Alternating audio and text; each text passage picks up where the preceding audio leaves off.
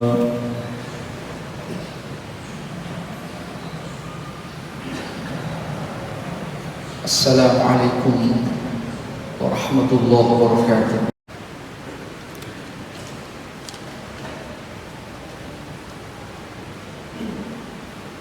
Innal hamdalillah nahmaduhu wa nasta'inuhu wa nastaghfiruhu wa natubu ilayhi wa na'udzu billahi min shururi anfusina wa min sayyiati a'malina. Man yahdihillahu fala mudilla lahu wa man yudlil fala hadiya lahu.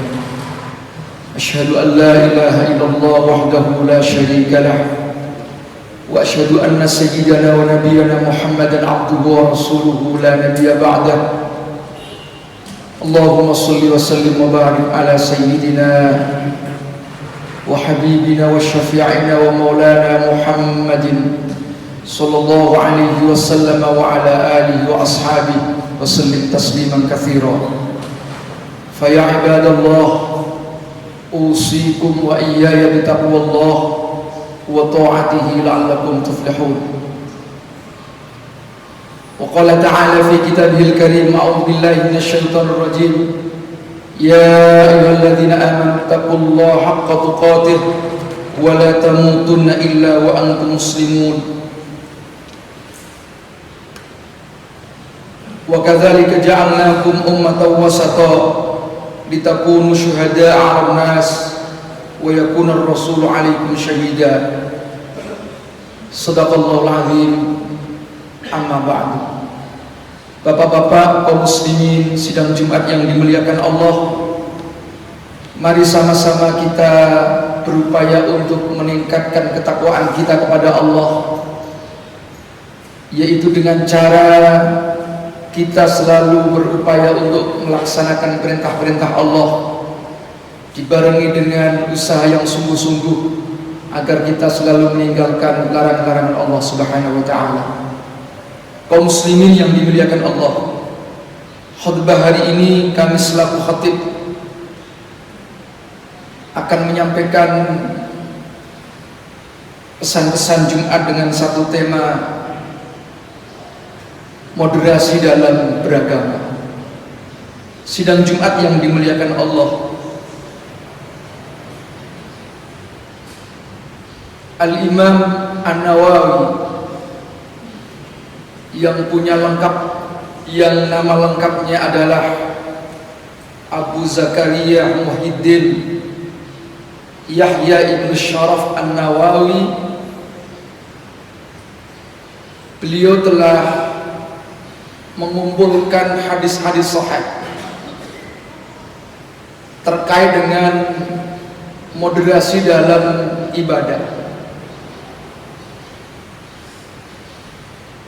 Beliau ini seorang ulama yang sangat produktif. Imam An-Nawawi umurnya 40 sekian, tapi karangannya ratusan. Salah satu karya yang sangat monumental adalah kitab Al-Majmu', mungkin lebih dari 1 meter. Para ahli mengamati beliau, kira-kira beliau itu setiap hari kalau dipresentasekan bisa menulis sampai 30 halaman lebih, dihitung sejak lahir. Kalau kita menulis sejak menulis skripsi, itu pun kadang-kadang masih dibantu oleh orang lain. Beliau memberikan sebuah judul, yaitu Al-Iqtisad fil Ibadah, ekonomis dalam ibadah. Kata al-iqtisad juga digunakan dalam fakultas ekonomi, yaitu Kuliatul Iqtisad, yang kita artikan dengan fakultas ekonomi. Salah satu kumpulan hadisnya adalah Bismillahirrahmanirrahim. Wa an Anas radhiyallahu anhu qala, diriwayatkan dari sahabat Anas berkata, jaa salah satu rahtin ila buyuti azwajin Nabi sallallahu alaihi wasallam.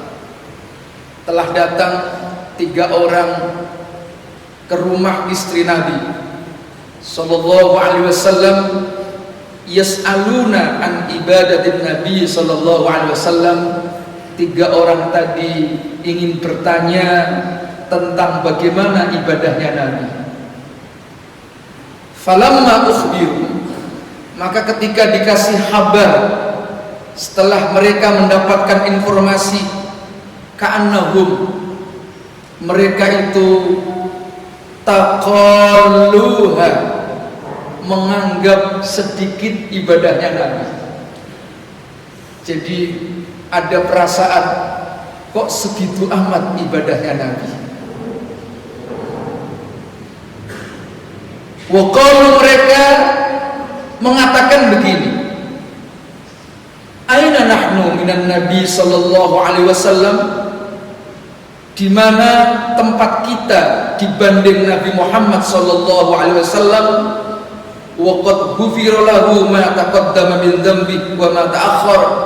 Nabi itu adalah akan diampuni segala dosanya, baik yang akan dilakukan maupun yang sudah dilakukan. Walaupun Nabi tidak mungkin untuk melakukan sebuah dosa. Wa qala ahaduhum, salah satunya di antara 3 orang tadi ngomong begini, Pak. Amma ana, adapun saya, katanya, fa usallil laila abadan, tiap malam waktunya hanya digunakan untuk sholat malam. Jadi tidak pernah tidur, tiap malam sholat terus. Wa qala al-akhar, sementara yang lain ngomong begini, wa ana asumud dahra abadan wa la uftir, saya puasa terus menerus, tidak pernah tidak puasa kecuali pada hari-hari yang diharamkan. Jadi selama hidupnya dia itu puasa terus menerus, tidak pernah enggak puasa. Kalau kita tidak pernah puasa terus menerus. Yang nomor 3, wa ana a'tazilun nisaa fala atazawwaju abadan, saya selalu menjauhi dari perempuan dan saya tidak nikah selama-lamanya, karena menurut dia nikah itu salah satu perkara yang mengganggu ibadah. Jadi orang yang nikah seringkali ibadahnya diganggu, apalagi bangun malam. Itu menurut pendapat salah satu sahabat tadi. Faja'a Rasulullah sallallahu alaihi wasallam, maka kemudian Rasulullah SAW datang ilaihim, kepada mereka. Faqala, maka Rasulullah mengatakan, antum alladzina qultum kadza wa kadza, kalian semua yang tadi ngomong begini-begini. Amma wallahi, kata Rasulullah, demi Allah, Rasulullah katakan, wallahi inni la akhsyakum wa atqakum lahu, saya ini adalah orang yang paling takut dan orang yang paling bertakwa kepada Allah. Walakinni, tetapi saya, kata Rasulullah, asumu wa uftiru, ia puasa, ia kadang-kadang tidak puasa. Wa usolli wa arkudu, saya ya bangun malam, kadang-kadang juga saya tidur. Wa atazawwajun nisaa, saya juga menikah, kata Nabi. Kemudian hadis itu ditutup dengan hadis yang sangat populer. Biasanya para ustadz hanya memotong pada akhir hadis ini, yaitu bunyinya faman raghiba an sunnati falaisa minni. Barang siapa yang tidak suka dengan sunnahku, dengan nikah itu, maka falaisa minni, tidak termasuk golonganku.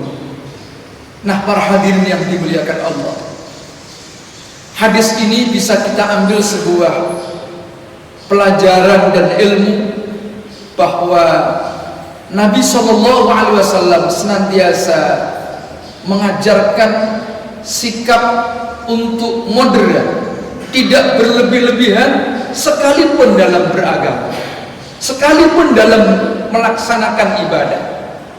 Oleh karena itu para hadirin yang dimuliakan Allah, kita sering melihat di antara kita ada kelompok yang kadang-kadang berlebihan di dalam memahami agama.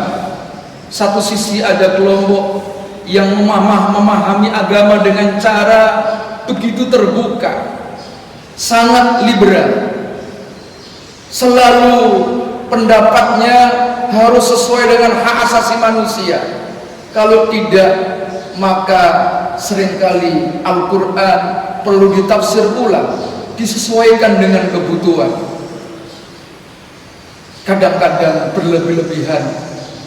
Inilah yang kita sebut kelompok-kelompok liberal. Tapi ada sebaliknya kelompok-kelompok yang sangat kaku dalam memahami agama. Dia hanya mau menggunakan teks saja, tidak pernah untuk menganalisa secara tajam sesuai dengan perkembangan zaman. Itulah kelompok-kelompok tekstualis. Maka kita sebagai kelompok akademisi harus mampu mengambil cara fikir yang moderat, yaitu la tekstualian wala liberalian, tidak tekstual, tidak liberal. Kadang-kadang kita memahami agama, kalau memang teksnya ada, kita ambil teks itu. Tetapi kadang-kadang dibutuhkan sebuah analisa yang tajam sesuai dengan dinamika perkembangan hidup, maka dibutuhkan pemahaman secara kontekstual.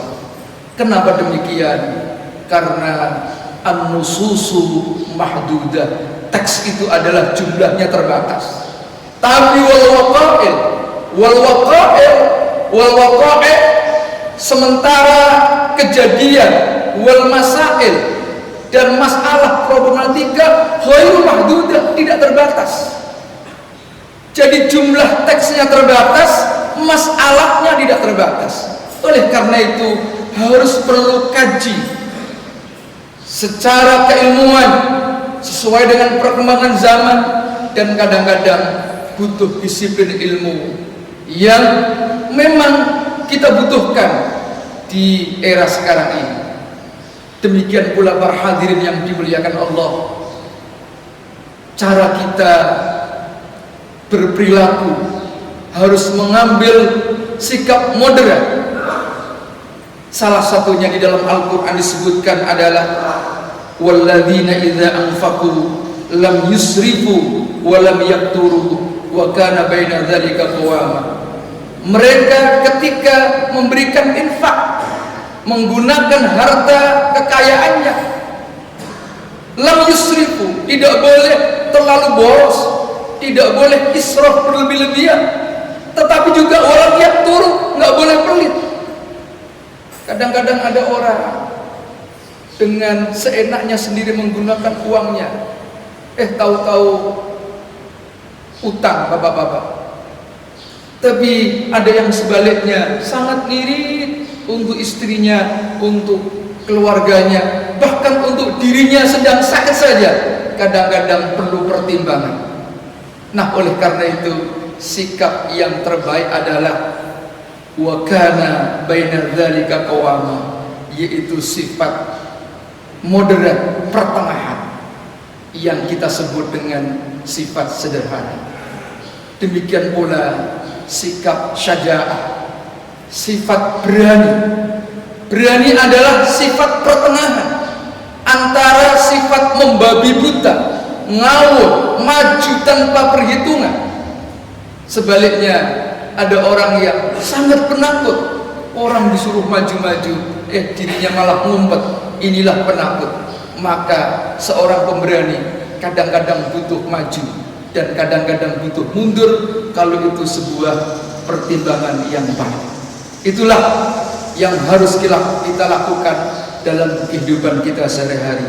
Demikianlah khutbah yang singkat ini, semoga bermanfaat. Barakallahu wa lakum fil Qur'anil azim wa nafa'ani wa iyyakum bima fihi minal ayati wa dzikril hakim wa taqabbala minni wa minkum tilawatahu innahu was-sami'ul basir. Aqulu qawli hadza astaghfirullahal azim li wa lakum wa lisa'iril muslimin fastaghfiruhu innahu huwal ghafurur rahim. Allahumma salli ala sayyidina Muhammad wa ala ali sayyidina Muhammad.